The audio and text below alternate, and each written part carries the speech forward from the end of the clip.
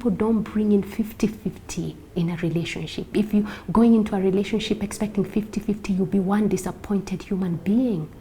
Because Lynn, sometimes your spouse brings in 20 and you 80. have to be the one bringing in the 80.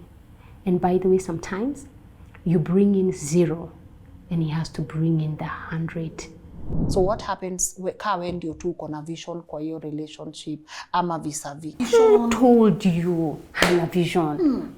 Have you actually sat to ask him what his vision is? Because his vision might look minute to you. His vision might be, I just want a family that loves each other and is peaceful. Wow. Isn't that a vision? That's a vision. We've equated vision to money. Yeah, and it's unfortunate. Yeah. It's very unfortunate because if you see somebody with money, does that mean you think they're visionary? What happens in that relationship now if you are the only one working towards a vision? You can make your decision to know, do I still want to be in this relationship or do I not want to be again in this relationship? You must know when to step out and say, I'm going to love you and leave you. If you decide to stay on and you knew you should have left, what happens? This thing, your business starts becoming a cost center. So even in your marriage, even in your relationship, even in your friendship, a cost center is anything, even in the business, in the organization, that drains.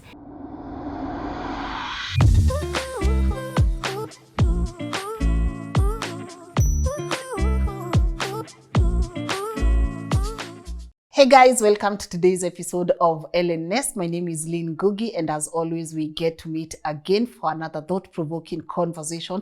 And you know, guys, I'm like, the year is coming to an end. It's November of 2024. It feels like yesterday when I sat with my guests and we had beautiful conversations in December. And man, what a year. You got us to 1.1 million subscribers. That's like the highlight of our year. I appreciate you, and I love that you have been active participants of our work. And today's conversation, honestly, it's one that I need also for myself, because you know, sometimes when you're in meetings, you get to tell people, I'm telling you guys, I have a vision, and then you read somewhere only the vision holder understands their vision, and people might not understand it. And then you ask yourself, what happens if you're moving with an ambitious partners, an ambitious friends, colleagues, family members? What happens to you? And I hope today you get to take your pen and note, because we are going to learn a lot from my guest today. Not only is she an amazing life coach, but I love this woman. I was actually telling her she exudes so beautiful, like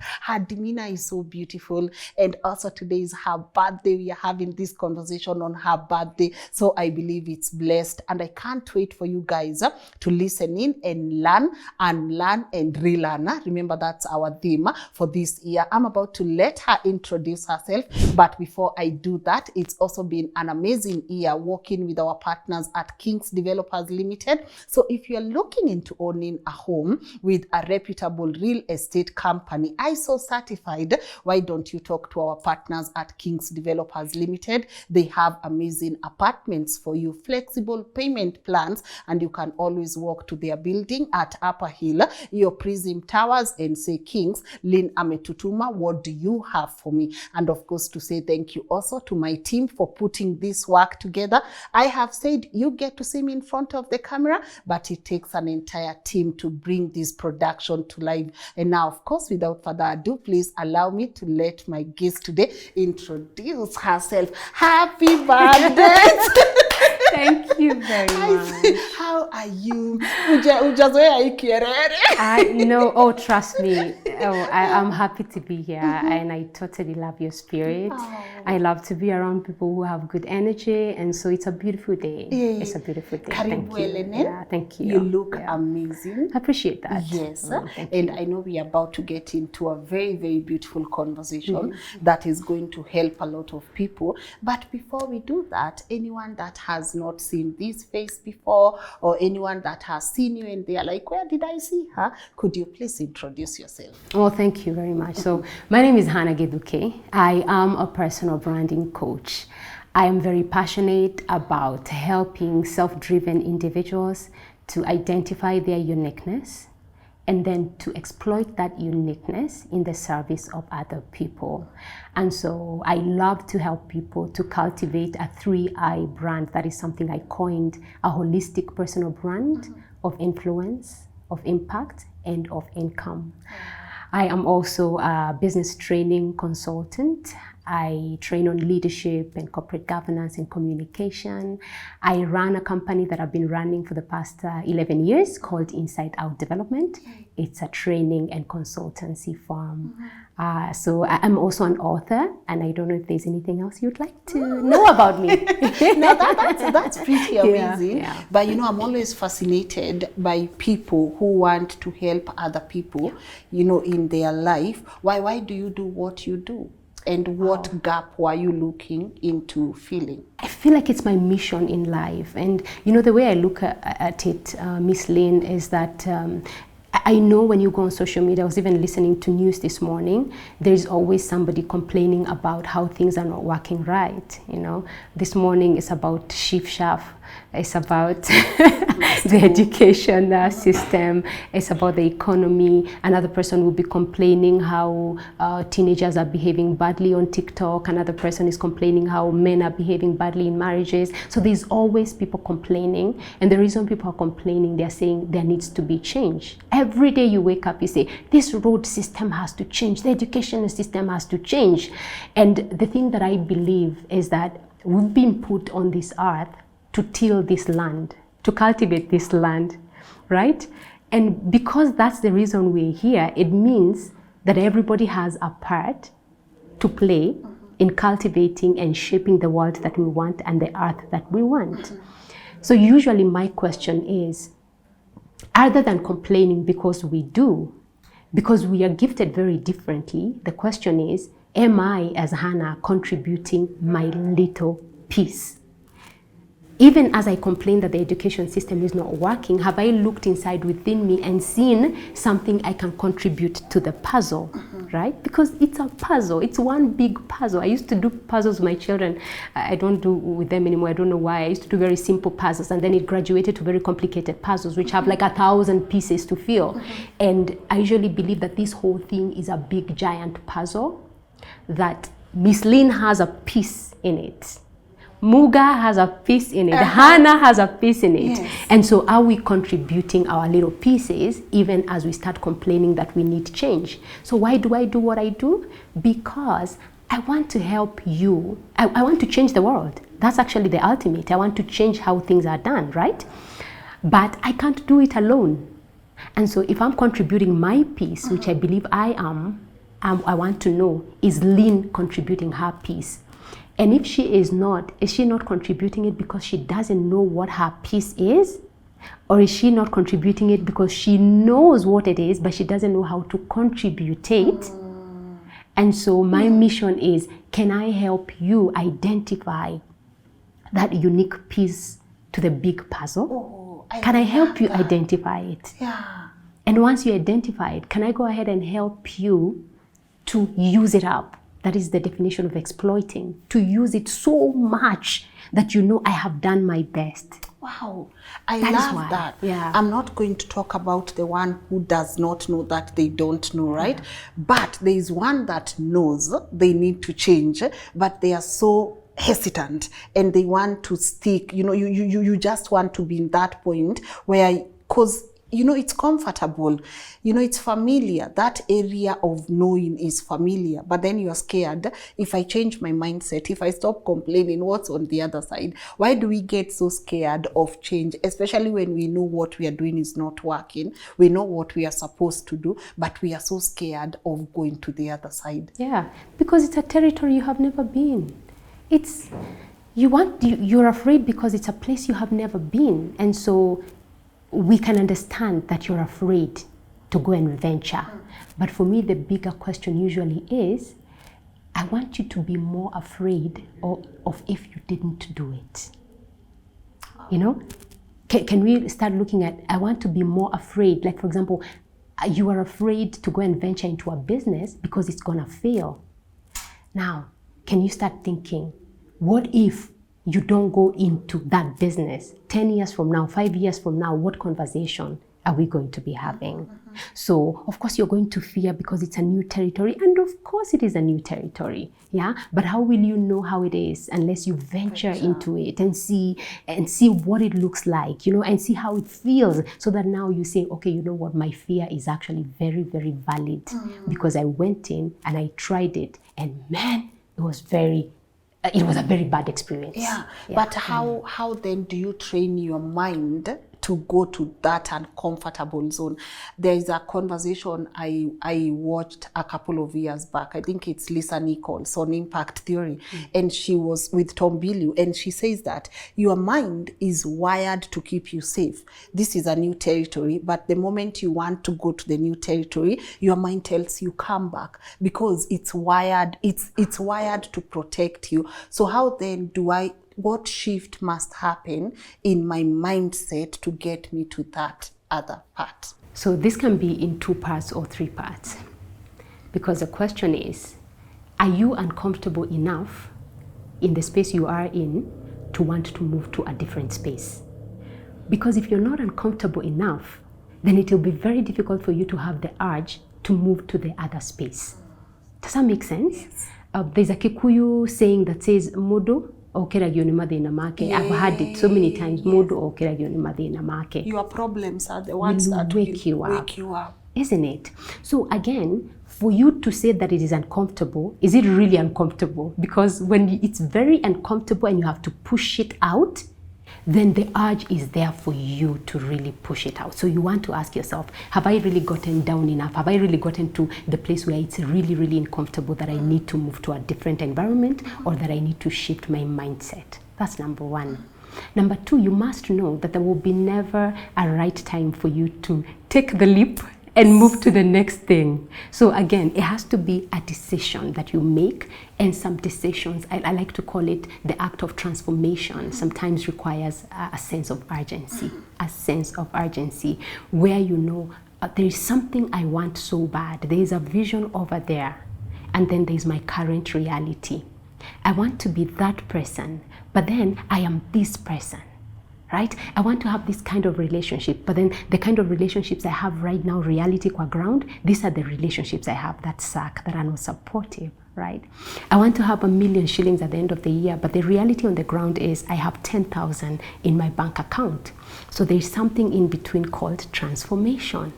And you want to ask yourself, is my 10,000 uncomfortable enough that I actually want to look for that 1 million? Right? And then if that's the case, then because transformation is going to involve a lot of pain, it's going to involve a lot of cost, it's going to involve sometimes a lot of excitement, you want to ask yourself then, am I willing to pay this price? Because it's an opportunity cost. When you study commerce, you will read something about opportunity cost. Sometimes you have to give up this for you to get this, isn't it? And so again, that shift sometimes will have to be, it will never be the right time, but there has to be a sense of urgency where you say it has to happen now. Like cold turkey. You say, I have to do this now because it's drained me for so long.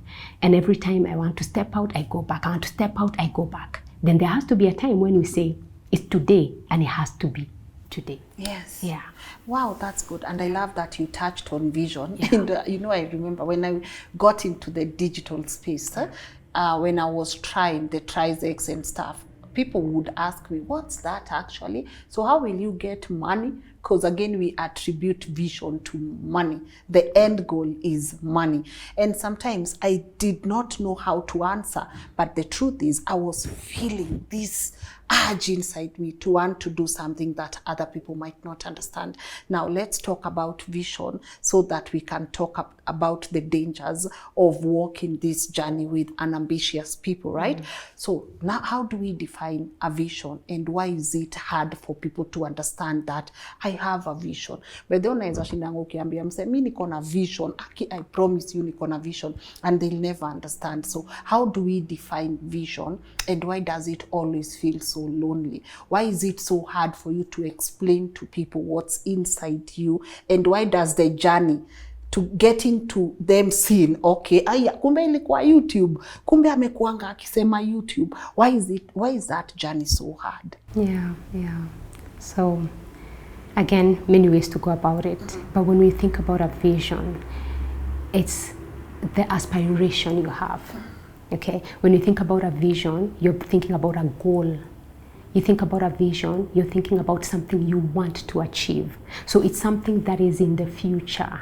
So vision is futuristic, that I see something, and this is what I want, this is what I dream about, and this is what I aspire to be or to become. That's what you would define a vision as. And the reason people will not understand your vision unless you explain it to them, if you care, is because you're the one who has this vision. It is not them. Martin Luther King, I have a dream. He's the one who has a dream. It's very personal. Yeah, you have a dream, you have a vision, you have a goal. You can see something that other people are not seeing, and sometimes they look at you and they think you're crazy. And for them to understand what the vision is, and they might never ever fully understand what the vision is, but for you to want to walk along with them in the journey, then if you want, then you would have to explain to them what it looks like. And sometimes even when you explain to them what it looks like, it still looks a little bit vague for them. It still looks a little bit vague for them, you know. So again, your vision is the place you want to go, and it starts from somewhere. Because I like, whenever I tell my story, I started doing vision boards at the age of 17, for your information. Age of 17, I started working with vision boards. And I'll tell you where this vision bits started coming is because the first step is there was exposure. You can't have a vision of something that you have not been exposed to, or at least read about, or at least seen somewhere, or a likeness of it somewhere, right? Yeah. So it starts with you have been exposed to something that you think is your ideal or you would like to be. And that's why people talk about role models. That's why people talk about a big car, because they've seen a big car somewhere. They've been exposed. Even if it's not theirs, they've been exposed, right? That's why people talk about getting maybe a doctorate degree, because they have experienced somebody with it, or you've seen some, and then they have desired it. So it's become, I want to build this. Because again, if you come to me as a coach and you say, this is my vision, usually I say, could you paint it for me? Could you write it down for me? How does it look like? Could you put the specifics in it, right? So again, the vision is that thing. But then why don't people understand? Is because now it's your vision. You're the one who has seen that dream. Because it's after that exposure, you being exposed to this thing, to this life, that now you start, it plants something in your head, and you start dreaming and aspiring. Beautiful. Is it making sense? A lot of sense. Okay, good. Then you start dreaming, and then now you start aspiring. And then there's usually now the next step, which now, what are you going to do about this dream and this aspiration that you have? Yeah. So if I'm in my vision stage, I've been exposed. I know this is what I want, but there's self-doubt in me. Can I? Imposter syndrome too, because we tend to think some dreams and visions are supposed to be carried by a certain people. So I'm gonna use my experience. When I got into this space, I always felt like I was not good enough, because I compared myself to some of the people who had been before me. So every time I would do something, I would use it, like I would actually not put a lot of my work out, because I don't talk like this person, I don't look like this person, I'm not moving like this person. So there's a lot of fear and self-doubt. You know I'm meant to do this, but how then do you deal with that self-doubt? How do you get to put it out there, even when you know people might not believe you, or rather you might not believe in yourself? Yeah. You touched on something called imposter syndrome. And I usually like to ask, what I like to, when people say about imposter syndrome, I keep asking, what really is the definition of imposter syndrome? Because I think when people talk about imposter syndrome, they're talking about other things like fear of being judged. They're talking about shame. They're talking about what you're saying about not feeling good enough. And I read somewhere that Oprah said I don't know if she actually really did say, but that whenever she interviews guests, and it doesn't matter who she has interviewed, your Obamas, your Steve Harveys, your whoever's, right? Whenever she interviews them, regardless of what amount of influence these people have and what they have accomplished, she interviews them, and when they finish the show, they will always ask, how did I do? Because she said that actually. She did, right? She did. Good. How did I do? Now, how did I do? This is somebody who gives very good speeches. This is Obama. This is somebody who is everything, isn't it? Right? Everybody is looking up to them, and he's supposed to be the it, isn't it? And yet he's asking, how did I do? What does that tell you? It tells you that it's actually arrogant not to ask, how did I do? It's arrogant not to think that you fail in some ways, because you are not self-sufficient. You are not, and by the way, you are not unlimited as a human being. You are very limited. And this thing, when people say human beings are not limited, as a human being, as an individual, you are very limited in very many things.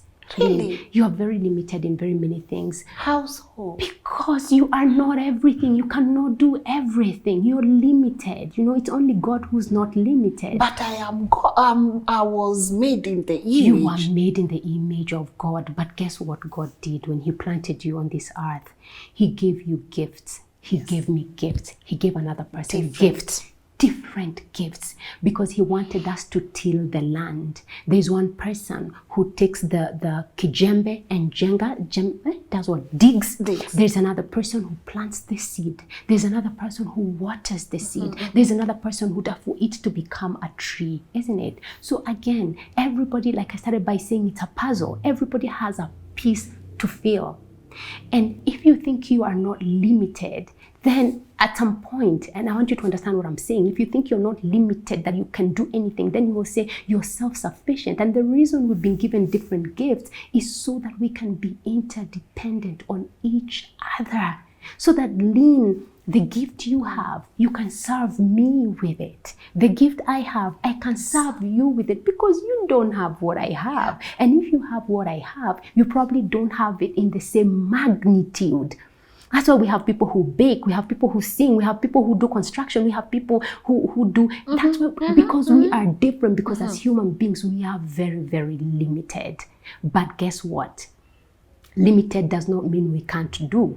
Limited means we can bring in whatever. Nobody's an accident of nature. So everybody has their gift, everybody has their contribution.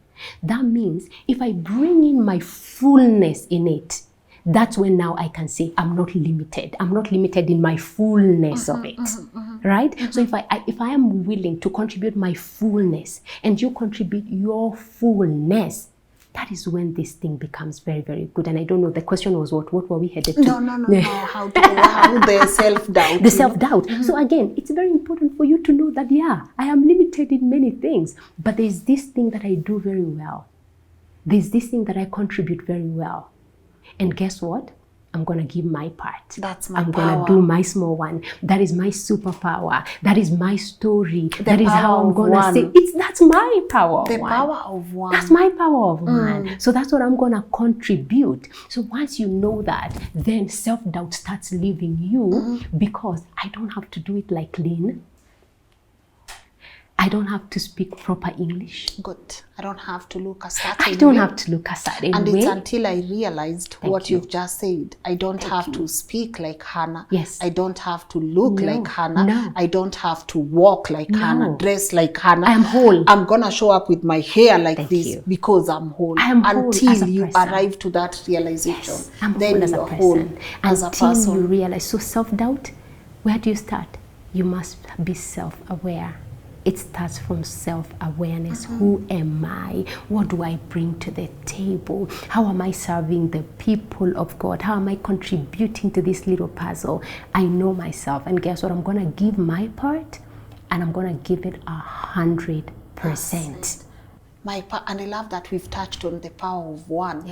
Because again, it's until because as a human being, sometimes on your way towards discovering yourself, you'll touch on so many things. Today I want to be a teacher, tomorrow I want to be a lawyer, the other day I want to be a police officer. There are so many doors that you've opened, and until you get to close all those doors and focus on one, then that's you must. Yeah, that's personal branding. Yeah, you must. How do I know which one to focus on? Aha. How do I know? I love that. Because I have vision for different, but how do I know which one to focus on? I love that question. How do I narrow it down? And everything starts with exploration. And you know that, you see, when people go to the university to start maybe doing a business course. I remember when I stepped into USIU to do my business course. Yes, USIU alumni over here, you know.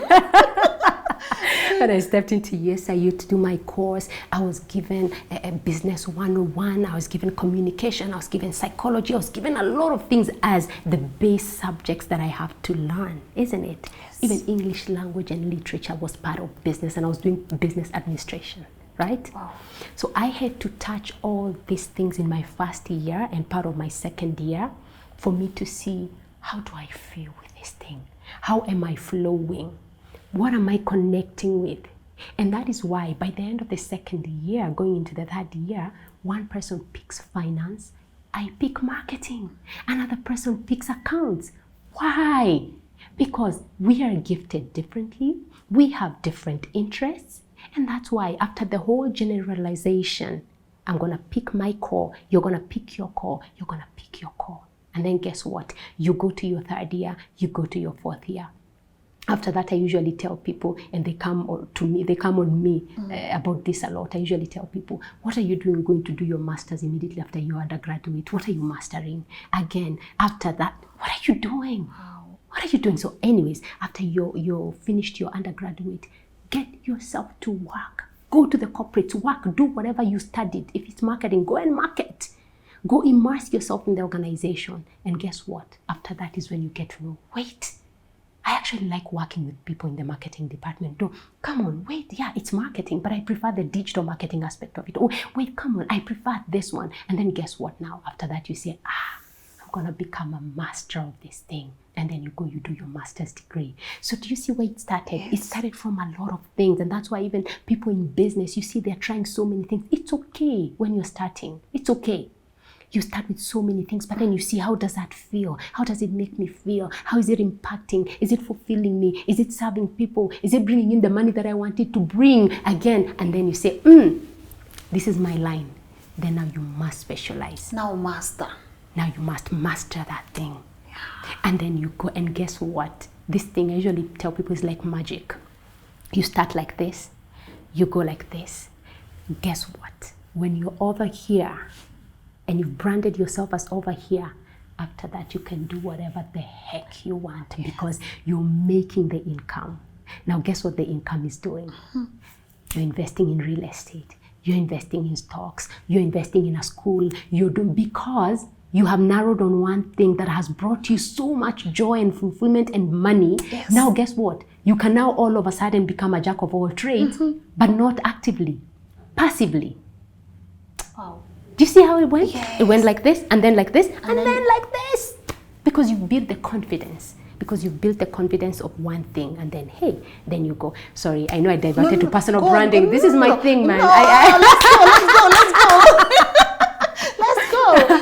But yes. Yeah. So ask the next question. I feel like we could have personal branding as a conversation on its own. But I've identified nilikuwa inaenda and I was getting carried away, you know. Yes, but let's go back now to vision. I've identified, I love this. And there's one statement I see a lot, and I'm like, guys, this one holds so much power. Yeah. The person you're dating, or the person you call your spouse or partner or your husband or wife, they influence a lot of you. Like, they can actually decide how the rest of your life is going to turn out. So let's take a scenario, because this one I really want to talk to people who have their spouses or their partners, because again, you have a vision, you've gone to your partner and you've told them, I love doing this, you know, and they tell you, I don't think that's right for you, right? So you have a vision, you carry a vision, you know this is what I was meant to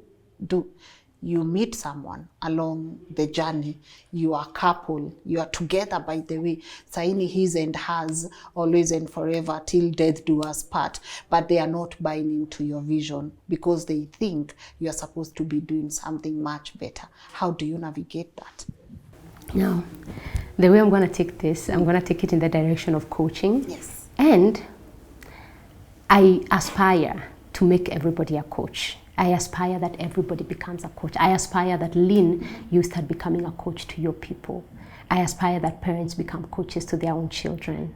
Because the way to get people to understand your vision, and this is your spouse, for example, because we are working and we're talking from an assumption that he loves you. Yes. Or she loves you. So this is the base. Now we're not talking about people who don't like you, who are mistreating you. No, we're talking about somebody who you've decided this is my person, and you guys are connecting at a level, and you guys are either dating or you're married, but he has the best interest for you at heart. Yes. You have the best interest for them at heart. So we're talking about that person, yes, right? Yes. Now, for this particular person, the way to communicate your vision to this person is not to tell. Is not to tell and put your foot on the ground and say, this is what I want. You know, I want 3 children. I want to live in New York. That's not, you don't tell. That's the reason I said I'm talking from a coaching perspective. Can you coach each other? Coaching is about asking questions. It's about saying, for example, my desire is to go ahead and get a doctorate degree in the next 5 years. And then he will say, what will that do for us? You know, and then you will say, oh, I believe it will do this and this and that. And then he will say, oh, but I think it's going to be a waste of time. And then you have a conversation. And with every person, your spouse, if you can have a conversation with your spouse, even the most difficult conversations, when you're open enough and you're transparent and you're not hiding things under the table, there's not one single spouse I know that would want to do things to hurt you. I said in my Instagram, I think a week ago, I did a video and I said, can you practice to say, my husband is not doing this to hurt me? Can you practice to say that? Can you always, when you see them do something, can you always just say, he's not doing this to hurt me? He's not doing this intentionally to hurt me. What am I saying? That when he goes and he doesn't agree with what you're doing, can you consider that maybe he's not agreeing to hurt you? Then can you want to explore and peel the onion to see then why exactly is he saying this is not a good route for us? Can we talk about it? Because again, when it comes to relationships, there's a lot of compromising.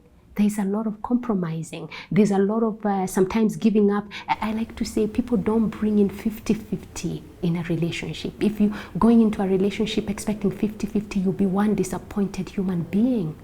Because Lynn, sometimes your spouse brings in 20 and you have to be the one bringing in the 80. And by the way, sometimes you bring in 0 and he has to bring in the 100. Yeah, there's not a 50-50 contribution when it comes to a marriage. So again, it's this thing of let's talk about it. Again, you know, when you get married, you're one, right? I think people have forgotten that in this day and age. I think these relationships nowadays, people have forgotten that when you get married, you're one. It's 50-50. You see, it's not mine and yours. It's ours. It's ours. So again, that You're gonna means, get in trouble, Hannah. That means I'm good with getting in trouble. Yeah. This kind of trouble I don't mind. This kind of trouble I don't mind. People have forgotten that when you come into marriage, now I'm talking marriage, that when you come into a marriage, you bring your peace, they bring their peace, you actually become one. There is not my money, your money. My children, your children. My this, your this. There's not that. You actually become one. Even though you're individuals with a separate mind, when you've come into this institution, it's a marriage institution. What does that mean? That means your visions have got to marry. You come with your vision, he comes with his vision. You have a conversation. You marry them. What is our vision for this family? What is our vision for this marriage? So that now you can walk together because you agree. Two people who don't agree will not work together. True that. True. Two people who don't agree will not work together and will not also walk together. So, yeah, can you allow him to buy into your vision? Can he allow you to buy into his vision? Can you put them on the table and then ask, what is our vision? Does that mean that if you want to go to school, you can't, and if you want to do this, you can't? No, I'm not saying that. You're still two separate minds who have individual minds. Yeah, so sometimes it's, yeah, babe, you can go. Oh, yeah, you can go. But then sometimes it's like, what is the good for us as a family, for us as a couple, so that you can walk together. I love that. Yeah. With God in the equation. Together with God. I love that. Yeah. But now different scenario. Yeah. What if I'm the only person with a vision in this relationship? Yeah. What if I love this person, they are amazing, they are perfect, they are everything, but I'm the only person with a vision? Yeah, kotupo ana life. Or this person loves me, they have a vision, but me, I don't have a vision. I haven't figured out what I want to do with my life, or I'm just lazy. Then this brings in now the aspect of, because vision and ambition have to go hand in hand, right? So what happens when you two on a vision kwa your relationship, ama vis-a-vis? Yeah, but Lynn, do you know that statement has become very common? Everybody, I think we've become very kimbelembele. And I think we are so self-absorbed. Yeah. We are very self-absorbed. Sometimes I am a woman, so of course you'll find me in very many circles with women. And sometimes I will find women who are saying, ana dream, ana vision. Who told you ana vision? Have you actually sat to ask him what his vision is? Because his vision might look minute to you. His vision might be, I just want a family that loves each other and is peaceful. Wow. Isn't that a vision? That's a vision. Isn't that a vision? That's a vision. That could be his vision, right? And your vision could be, I want to have 2 cars in the garage. That's also a vision. Yes. Okay, so I want to drive a G-Wagon. So that's my vision. So don't say he doesn't have a vision. He has a vision. It's just that it's a different vision from yours. You know, Lynn, everybody has their own wheel of life. I don't know if you've ever interacted with wheels of life. Everybody has their own personal wheel of life. And the wheel of life has different categories. The wheel of life has your career in it, your money in it, your relationships in it. It's a wheel that has different categories. There's career, there's personal development, there's money, there's relationships, there's romantic relationships, there's children, there's everything. And because that wheel is very personal, Lynn, your vision and my vision are going to be very different. Yes. Because during this season, Lynn on her wheel of life, a car is very important. And to be very specific, a G-Wagon, a gray G-Wagon is very important. Yes. Okay? Now there's another person, could be your spouse, could be your friend over there. In this season of their lives, a car is not important at all. And so their wheel of life looks like, when it comes to those kind of things, their wheel of life looks like, I want to get my body in shape. That is their goal, for example. Now, once you understand that what your wheel of life and his wheel of life is very, very different, then that is when you will start encouraging to have conversations so that you get to understand. Okay, wait, is it that you don't like cars? No, he will say, no, I like cars. It's just that this season, I'm not thinking about a car. I'm thinking about getting a 2nd degree. Oh, okay. So if you're thinking about getting a 2nd degree and I'm thinking about getting a car, is it possible to do them together? And then both of you are talking and he's saying, okay, with the money that we have, I'm thinking we can buy a car first. Or I'm thinking you can probably do this. Oh, with the kind of money I have, I'm thinking maybe I can delay my degree so that we can get this first. Does that make sense? Yes. Because what I'm trying to say here, Lynn, is everything will have to come from communication and having conversations. Don't assume just because his dream is not a car and traveling to Singapore, don't assume he doesn't have a dream. Why are you assuming? He's a whole human being. She is a whole human being. Why are you assuming they don't have ambitions? Have you asked them? Or are you the one who's imposing? Do you think you're the only one who dreams? When do you go to a vision? Yeah, do you think you're the only one who dreams? Or do you think your vision then, because you're a couple, do you think your vision then is more valid than his vision? Who told you? Who told you?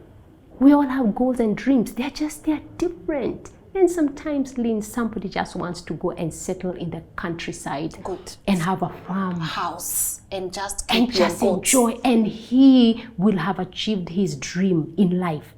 What's the problem? None. Then another person wants to live in the city. In an a penthouse. It's okay. We're also different. Yeah. How often do we equate vision to money? A lot of times. Because it's like it's the end goal, right? For a lot of people.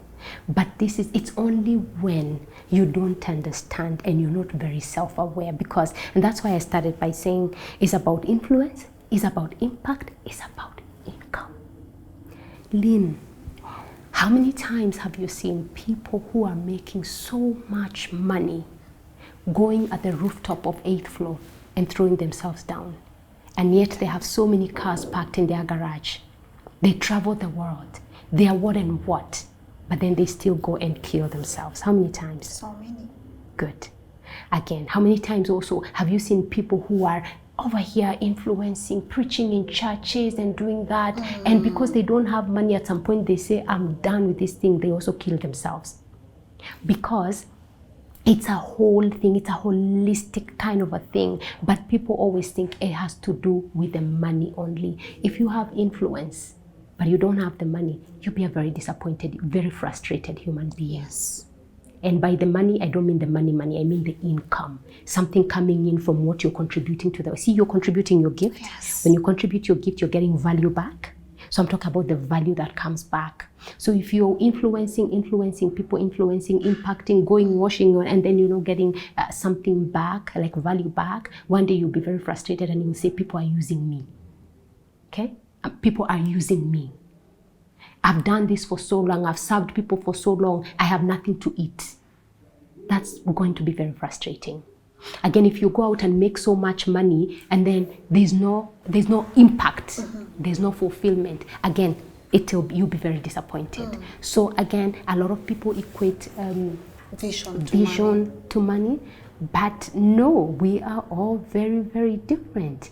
Our visions are very different. What we put on our vision board is very, very different. Wow. Extremely different from other people. So it's important when you're in a relationship, understand your vision is not my vision. Yeah. And whether mine looks like putting a whole times tower, yours going and living in a farmhouse, that's still a vision. It's a vision. But because you're a couple, remember, yes. How can you marry your vision? How can you marry so that, again, the one person is not left behind? One person is not left behind. I like to say there's 3 types of people. There's your yesterday person, there's your today person, there's your tomorrow person. Wow, so communicate. You must communicate. Now usidharau vision ya mtu and mwingine. do not despise another person's vision. Just because it doesn't look like yours, it doesn't mean it's not a vision. It doesn't mean it's not a vision. Do we women understand this? Do we women understand that sometimes we must? We must. Yeah. Because I feel like we think, and that's why they tell you, don't stop doing this thing of you're marrying a man with a vision. Marry a man with money right now. Don't do this thing at Yakona vision and whatever. It's because I like, honestly, I think we've equated vision to money so much. We've equated vision to money. We've equated vision to money. Yeah, and it's unfortunate. Yeah. It's very unfortunate because if you see somebody with money, does that mean you think they're visionary? I think now that's what we're doing. If they have money, they must have had the vision. Who said? This one are gonna vision. My people, go for that man with a vision, because you go for a partner who, first of all, it has to be deeper. People have to understand that these things are deeper than just cosmetic. There has to be a deeper reason why you are with a person. And the deeper it is, the deeper the roots, the longer it's gonna survive and the longer it's gonna last. I love that. Because the roots are deep, they're not cosmetic. Cosmetic things, cosmetic things change. The makeup comes off. Yeah. If the person, whether it's a she or a he, had gone and made a lot of money and brought to the table and you're very excited, what if the thing runs dry? Because it could. Guess what puts the person back in business? The vision, the dream. That's what puts you back in business. And that's why some people, Miss Lynn, and I really pray you're like this, that this thing can come crashing anytime, but because it's in your head and it's your vision and it's your dream, you're still the one who's going to wake up and dream again. And build again. And build again. And build again. Because if it wasn't, it crashes and it crashes and it disappears. Like the stock market. And like everyone forgets about and you. Everybody forgets about you. Good. Because the roots were not deep enough. But then the unfortunate part, this person is unambitious now. How then, and I'm in love. Because wanasemanga saa ingine love is blind. You're in love. It's not that they don't have vision. They have a vision, but also vision includes work. They know this is the vision I have, but then they don't want to work towards that vision, right? What happens in that relationship now if you are the only one working towards a vision? So this is the thing. What I can say about that particular relationship, what I would ask is, do you love this person enough? Are you invested enough in them to train them to have a dream? To train them to have goals? Are you invested in it enough? And do you think you have time? Because if you're invested, it means you have time to train them. Are you invested enough to train them to have a dream? That you've done already. If you're invested enough to train them to have a dream, then train them to have a dream. And if you have trained them and then they are untrainable, or it looks like it's still not working, now I want to shift from you as a person, because there's always so much you can do, you as a person. So I want to shift from you as a person and now go to this person and address that person who is not ambitious, and now start asking questions to that particular person. What is the problem? Why are you very comfortable with a comfort zone? What is this comfort zone giving you that makes you want to stay here and not move? I want to ask questions. What limiting beliefs do you have about yourself? Because sometimes it's deeper. You're training somebody, it's like you're playing the guitar to unasema unachezea mbuzi guitar. You're playing the guitar to somebody who does not even who does not hear the music, right? So you can only do so much. Now, if you have done what you can do, and by the way, usually I say start with yourself. Don't think you're all over there and you're so good. Oh, if you look deep inside yourself, you'll see a lot of things that are not good with you. You see a lot of things that are not perfect with you, because you're not perfect. So start with you first and see what can you change, because you can never change another person. That one you must know. You can never change another person. You can inspire them to change. You can challenge them to change. You can encourage them to change, but you cannot change another person. So, first of all, have you worked on yourself to change yourself so that you see if you're the problem? Because you could be the problem. You could be the problem.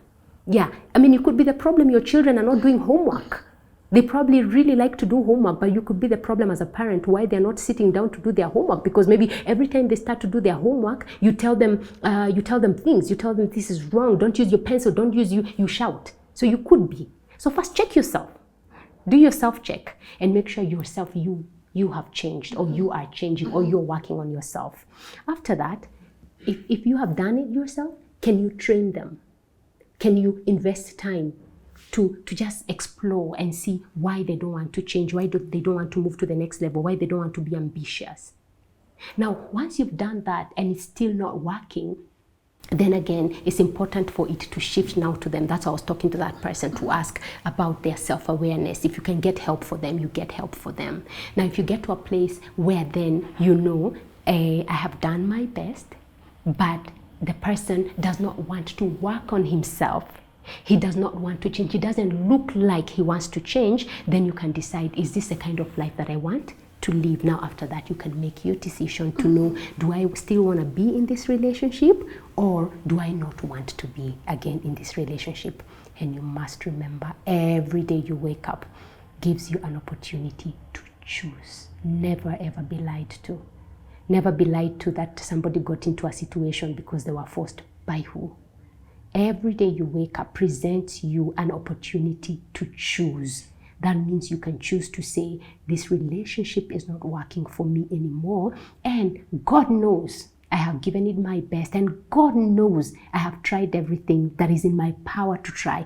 God knows I have sought for help. God knows we have had discussions and conversations, but also God knows that I'm unable to do it. It's become a problem for me. It's become draining for me, so I must move away from it. And that's not just for romantic relationships and marriages, and that's also for even other kinds of relationship. You must know when to step out and say, I'm gonna love you and leave you.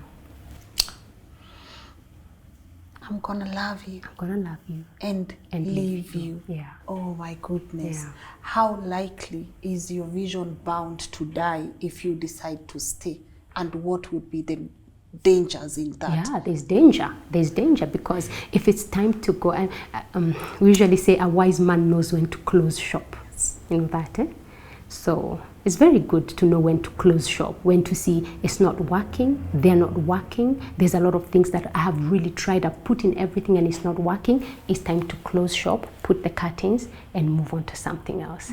If you don't, what happens? This thing, your business starts becoming a cost center. So even in your marriage, even in your relationship, even in your friendship, it starts becoming a cost center if you don't know when to close shop. If you decide to stay on and you knew you should have left, it becomes a cost center. What is a cost center? A cost center is anything, even in the business, in the organization, that drains, You're paying employees, it's just draining. You're paying rent, it's just sucking everything out of you. And it's gonna suck everything out of you and leave you dry if you don't know that it's time for you to pack up and go. Remember, I said there's your yesterday person, your today person, and your tomorrow person. Your yesterday person is a good person to have for memory's sake, right? It's a good person to have to remind you of what you guys used to do in primary school and high school. That's good. That's your yesterday friend, and the memories are good. But there's a place the yesterday person becomes dangerous to you, because if they're gonna keep reminding you how you used to borrow food and you're thinking, God, just shut up, I wanna move on. If they're gonna keep reminding you how you used to stutter, and yet you moved on from that and you closed your mind for that, that's not the kind of memory you want. So there's a place where the yesterday person has to go. You have to love them and leave them, and just wait until you meet for that student meeting at the end of the year and say, hey, how are you? Oh my God, you look nice. You look so beautiful.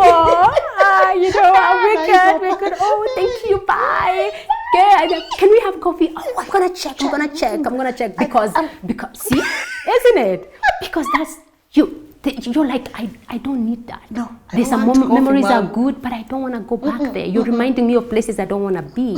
And then there's your today person who you need, isn't it? And that could even include your spouse as well, your colleagues at work. You need this person for what? For collaborations, for teamwork, for doing the coffees, doing the everything, talking about what is happening. But also there's a place that today person has to be compartment. It has to be in a compartment.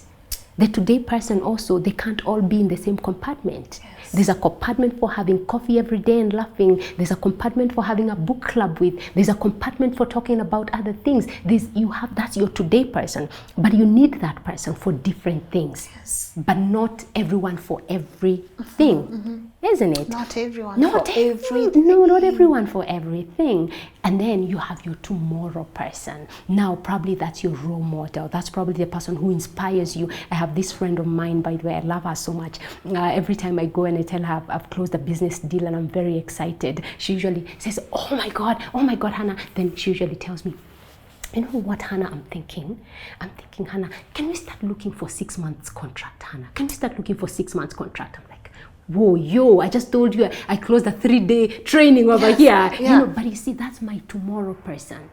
I'm going to have coffee with her, but I can see her. She's my tomorrow person. She's the one challenging me to become better. You know, she's telling me that I can do it. She's telling me that, Hannah, you've got everything. This is not enough, Hannah. You can do better. That's my tomorrow person. So again, who do I want around me? My today person is very good for whatever, and we're good and we're working together. But I also need the tomorrow person a lot, because again, I have a goal I want to reach. I have a vision. I have a place I want to go. I have a next level, and I need a next level sort of a person with me. So again, you have to keep choosing, and you have to know, when does this say enough for this one? Let me move to this one. Enough of this one. Let me move to this one, because it is very dangerous for you to have people who are becoming toxic. I mean, that's the categorization. We have people who are very toxic, you know.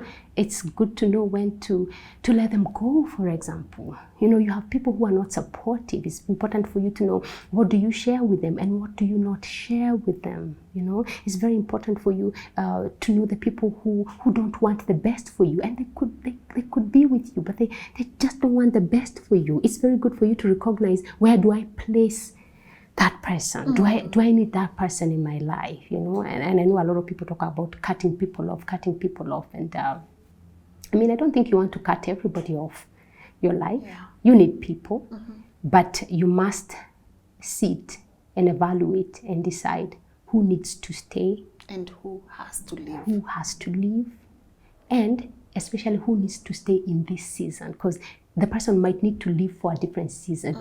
I might need that person for a different season, but not for this season. So in this season, I'm going to be with Lynn.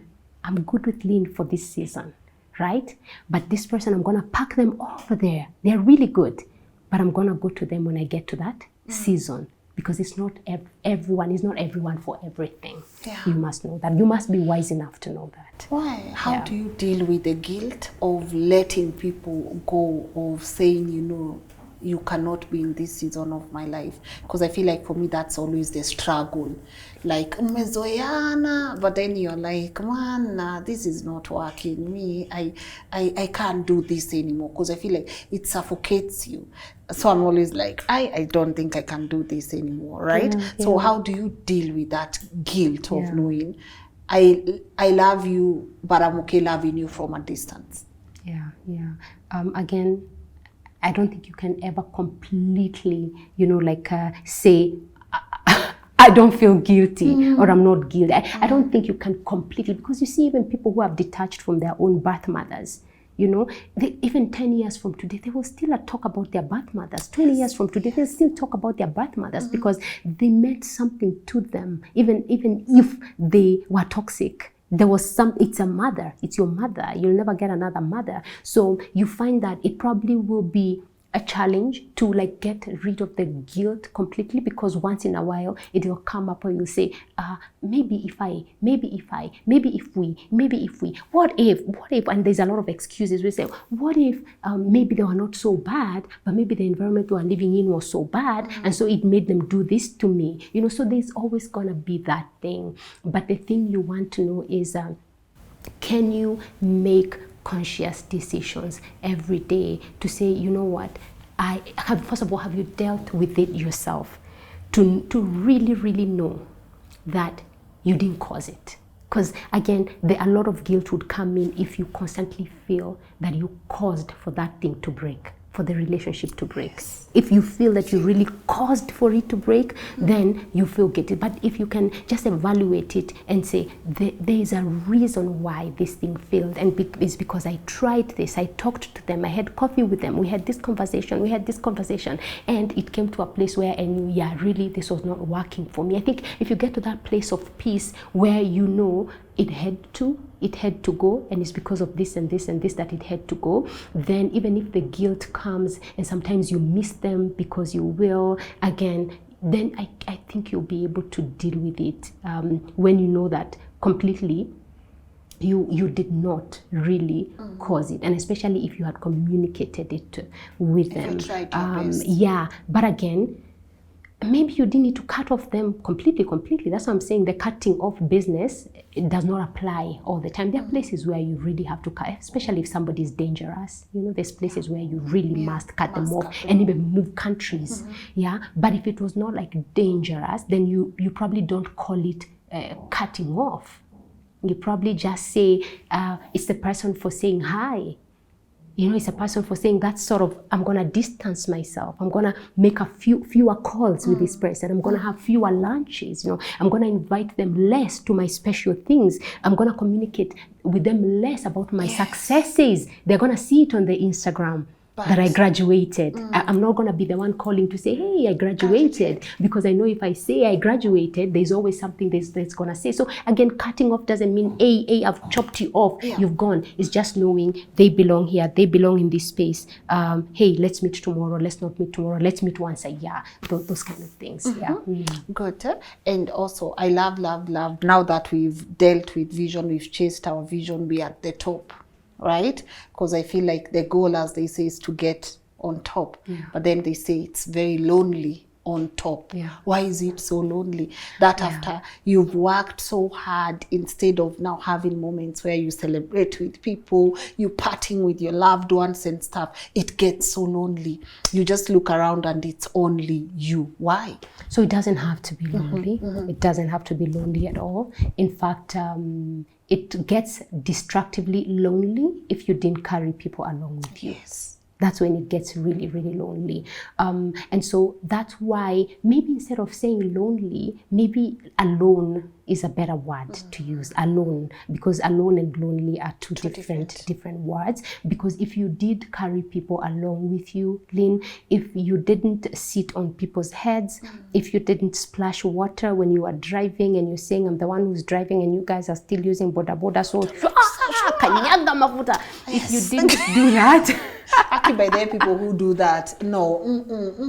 If you didn't do that, if you talked with people and if you supported people, the people that you could have, if you mentored people, if you did all these kind of things, then you will not be lonely at the top. Yeah. Will you be doing things that require you to have some alone time? Definitely.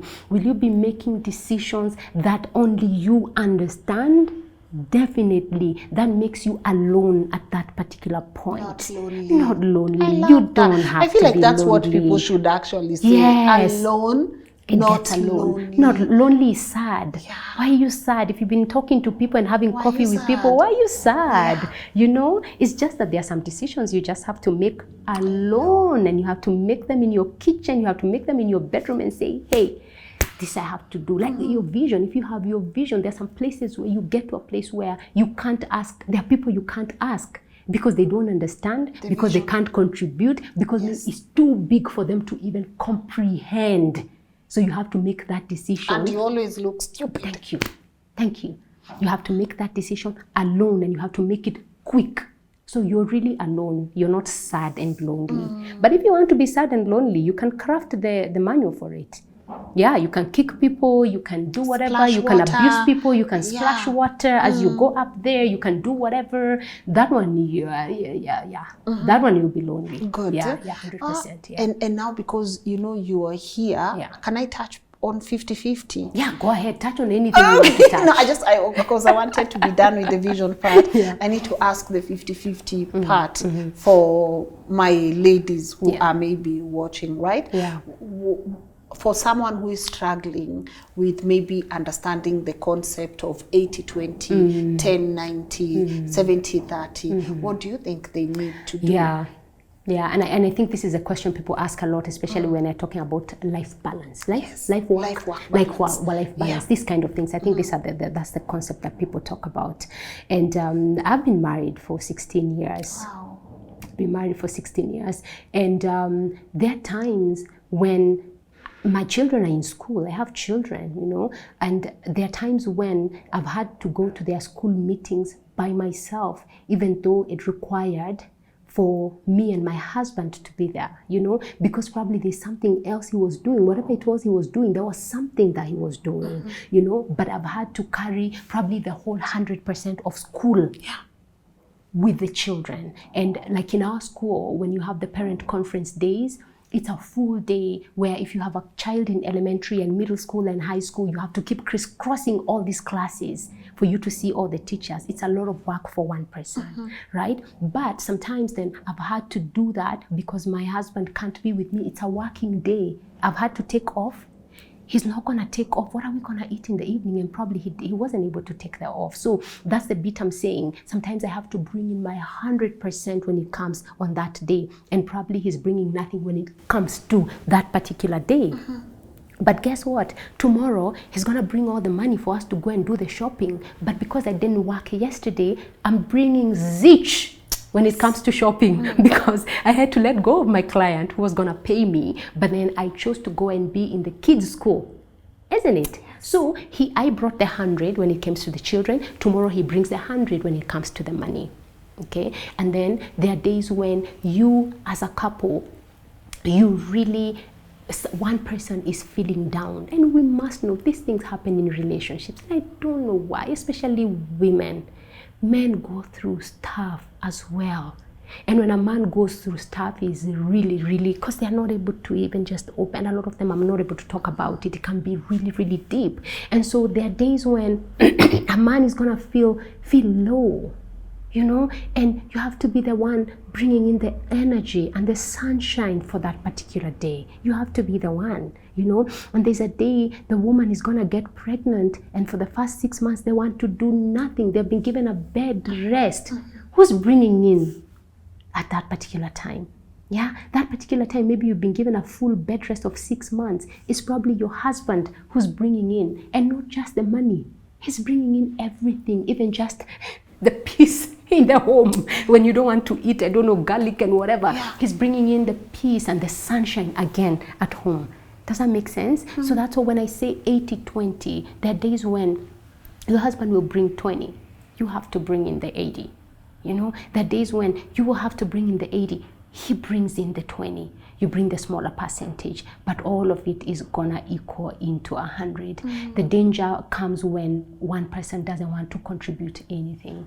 But again, you have to define that. What is contributing nothing? When you say my spouse is contributing nothing, what do you mean they're contributing nothing? You know, when somebody tells me they're contributing nothing, I'm usually, okay, let's write down. Okay. What? Tell me. Are they really contributing nothing? Is it money? Is it money? Are you talking about money? Yeah. No, because we're going to go to the wheel of life again. We're going to talk spiritual, personal growth, development, family, relationships, children, everything. And I'm going to say, okay, let's write down. What is he bringing when it comes to spiritual? By the way, you realize you're the only one who's bringing money. Yes. Do you know sometimes you can be so poor, all you have is money. Good. Right? True. You can be so poor, all you have is money, and I think that's the worst kind of poverty. I think that's the worst kind of poverty. So again, is an 80-20, is a 30-70, is a 50-50, sometimes it's a 50-50, sometimes it's 100 and zilch, and you move on. Yeah. Good. Yeah. I love that, because the reason I ask is because there was that debate of 50-50. As a woman, I can't do 50-50 with a man, but I feel like it's because people don't understand the concept of the percentage. It's not always money. It's not money. It's not money. Yeah. In fact, if all the person brought his money in the home, it would be very useless. Yes. Yeah. Extremely. Even if they contributed 100% of the money. Yeah. Still. The home is not made up of money. Come on, the home is not made up of money. There are so many other things that make the money beautiful. Very many other things that make that money beautiful and enjoyable. Without those things, the money is like, what is this? It's a tool. You know, it's a form of exchange, isn't it? What is that? You know, so again, it's important, but is it the most important? No. Yeah, you could have it and still end in divorce. Yep. Yeah. Zero. Yeah. So End up with nothing. Yeah. Man, I don't want to wind up. I don't honestly feel like I need to wind up. So before I do you think we left out something important that you can touch on before we wind up? First of all, if you don't have a vision, you perish. That's in the Bible, you know. And so mine is usually, especially this last part of the year, I just like that, and I have a lot of vision board sessions all the time with people. Every week I probably have 1 or 2. And I usually like to say to somebody that if you don't have a vision and if you don't have a destination, of where it is you want to go, then every place you get could become your destination, and that is very dangerous. Yes. If you don't know where you want to go, any place you get could become the destination where you say, okay, where are we going? Oh, let's stop here and have lunch. That could become your destination if you didn't know where you wanted to go. So for me, I just like first to challenge people to, can you have a vision? Can you have, if you say, I want money, or what is money? Or how much money do you want? You know, if you say, I want a good life, can you paint that good life? What does a good life look like, right? I want to be successful. What does successful look like? Can you have a vision of what you want? Because it is only by having that vision that you start working backwards to see, what exactly do I need to make my vision a reality and to make my vision to come true. So the thing I just want to challenge people is, go out there and make sure you have a vision, and then ask yourself, what do I need to do so that I can create the life that I want to create? Because if you can have it in your mind and in your head and paint a vivid picture, you can actually hold it in your hands. If you can let it take root in your head, you can hold it in your hands. But it's gonna take a lot of time. So just to challenge people to have a vision and to be willing to do everything it takes for them to realize that vision. And that vision could be a vision of a good marriage. Yes. That vision could be a vision of a good relationship. That vision could be a vision of having a business. It could be anything, whatever it is. Can you say that you're willing to do the work that it takes for you to actually achieve that vision? But it has to start with a vision. You said that you're not very good with planning. a lot of people. Many of us. Yes, me and many of us. And a lot of people. So again, it's very important for you to, write down the things. Have your vision, but then have an action board. Have your vision board. I like to use the tool, that vision board tool. Have your vision board, but also have your action board, so that you know what actions and what steps do I need to take for me to get there. Okay, yes. That's very, very important. Habakkuk 2:2. Yeah, Habakkuk 2:2. Write your vision down, make it clear, and even though it delays, it shall come to pass. It shall come to pass. Yeah, so maybe that's something I would say. And also personal branding is key as well. That can people just identify their uniqueness? Can you identify your uniqueness and then exploit it in the service of other people? Can we do personal branding in public speaking as different conversations? Because I feel like that's something a lot of people would also learn from. Yeah, definitely. That's a very good conversation to have. Anyways, that's what I would like to say, unless you want me to touch on something else. Other than I brought you a planner that I wanted you to see. A planner. Other than that, they sent you to me. They sent you to me. Scholar can pass it over. You can bring it in the bag. Yes. Inside Out. Other than Inside Out Development, that's our company. It's very cute. Yeah, it's very cute. Yeah. So I brought I got the go-getter planner for you. I got the go-getter planner. Now this is a planner where you actually put your monthly goals, your annual goals, your ward goals. I didn't know that you don't like to plan. Now with that one, you'll be able to put down everything. Why are you outing me? I know it's Inside Out. Don't out me.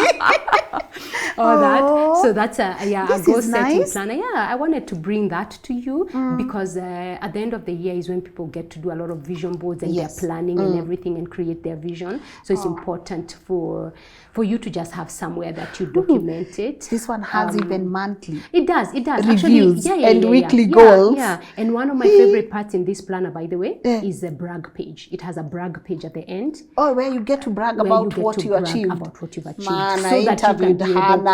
So that's that you a brag. That's going to go on my brag. So you can be able to celebrate yourself also. So that it's you can be able to celebrate. It's okay to celebrate yourself. Yeah. So I brought you a planner, and then of course I brought you my book, Flaunt Your Genius. Oh. Yeah, it's a personal branding book. Flaunt Your Genius. 8 steps to creating a personal brand that pays.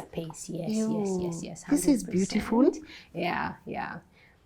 I did that. So there's something else I brought. I brought Thank another you. planner. Yeah. But that planner, I don't know how you're gonna do it. Maybe the first person to comment or I don't know how you're gonna do it, but you can gift to one of your. Same.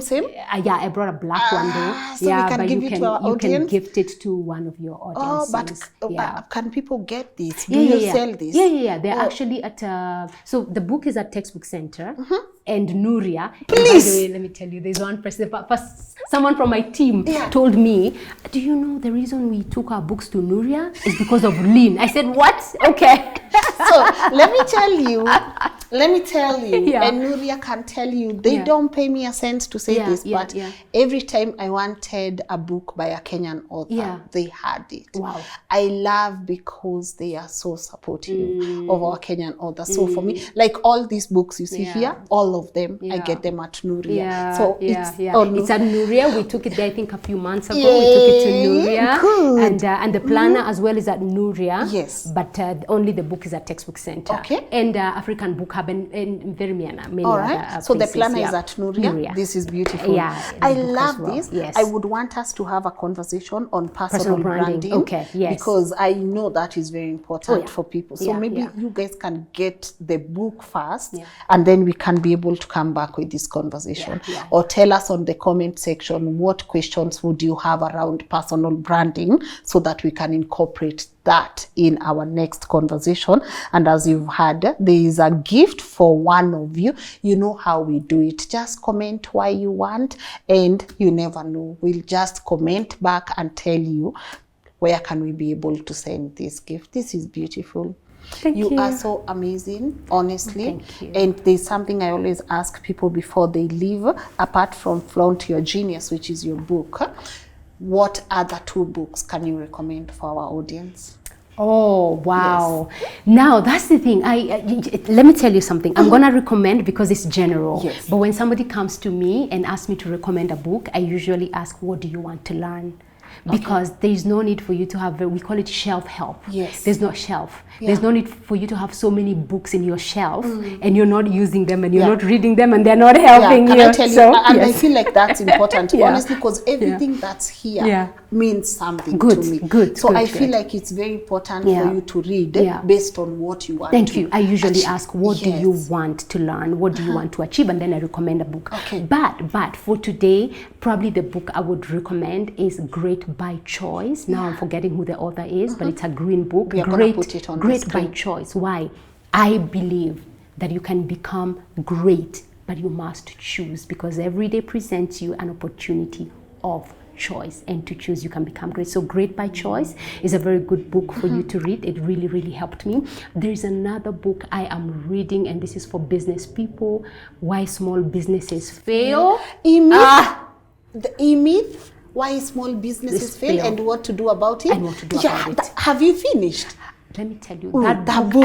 I have read it so many times, and I read it with taking notes as well. Oh my goodness. Yeah. Why small businesses fail. Yeah. Oh, there's another one. Yeah. I love politics. I believe I'm here as a catalyst of change, to change the way things work and all that. And so there's another one, Why Nations Fail. Yes. That's a book you want to read, and that's also a documentary you want to watch so that you see what is causing drama and all the rot that we have in our country.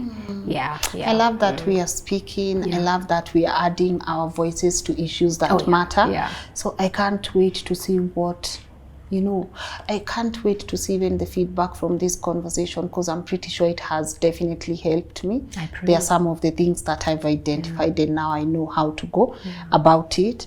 One of the things is obviously what you've said about you don't have to cut off. Because for me, I always feel like I struggle with the guilt after. I know this is not serving me, but if I let it go, I always end up feeling so guilty, man. But I love that you've been able to walk me through that, and I can't wait. So promise our audience will come back, so that if they don't see you here, they know it's not me or Ed doing. They know it's you. They know it's you're doing. Of course. So you're gonna come back. You call me, I'm happy to come back. These are things I like to talk about. So why not? Why not? Thank you. And I really do appreciate you taking your time. Thank you. And guys, as you've heard, honestly, unaweza amua destination ikuwe anything, and I love that we are talking about vision. Next year looks very promising for each and every one of us. You guys have loved this thought-provoking conversation. It's time for us to learn and learn and relearn, and I believe that we've done that. I can't wait to see you next time on this platform, and I also can't wait to see, as I said, the feedback from our audience. Thank you, Charity. Thank you, Scholar, Muga, Edwin, for coming through and making this conversation happen, and our partners at Kings Developers Limited. I don't take our partners for granted. By the way, we've worked couple of years together, so I don't take them for granted. So if your vision is owning an apartment, why don't you talk to our people at Kings Developers Limited? Don't be usikue shocked na the Apollo suits that 30 million. They also have medium range and also affordable housing. I always say go depending on how your budget is and talk to them. They have a flexible payment plan. Thank you for getting us to 1.1 million subscribers. I'm gonna go on this my planner and I'm going to brag about that, because again, we gotta clap for ourselves. This has been a journey and you guys have made it happen for us, so I don't take you for granted. Again, let me know what you would want Hannah to come back and talk about. Personally, this personal brand, we have to do it. So if there's anything else apart from what we've spoken about that you would want her to talk about, let me know in the comment section. As we wind up, how can our people find you? Oh, awesome. Thank you. They connect? Well, thank you very much. So social media, I am Hannah Githuki. You'll find me on Instagram. I am there active a lot, as well on LinkedIn. I am there sharing a lot of knowledge and sharing with other people. Also TikTok, I just started TikTok and it's not so bad. So you can go to social media and Facebook as well and find me there. But also our office is at the UN Avenue in Gigiri. And if somebody wants to come for corporate training, we are here. We are happy to help. And this is what we do. We have identified our uniqueness and we want to exploit it to serve other people, so that the day we die, the day I die, when they say Hannah has rested, I want it to really mean that Hannah has rested, because Hannah has worked to serve people and now she has rested. I want that word rested to have meaning. Beautiful. You've used all your gifts and you die empty. You rest empty. That's what I want to do. Beautiful. My people, time is up. But again, I appreciate you for watching. Let me know on the comment section why this planner, is the book also is included as a gift, so right? The gift is a planner. It's a planner. The gift is a planner. Yes. Why this planner would matter to you, and get it at Nuria if you can as well. Sawa sawa. I'm gonna see you guys tomorrow, 7 p.m. God bless. Bye.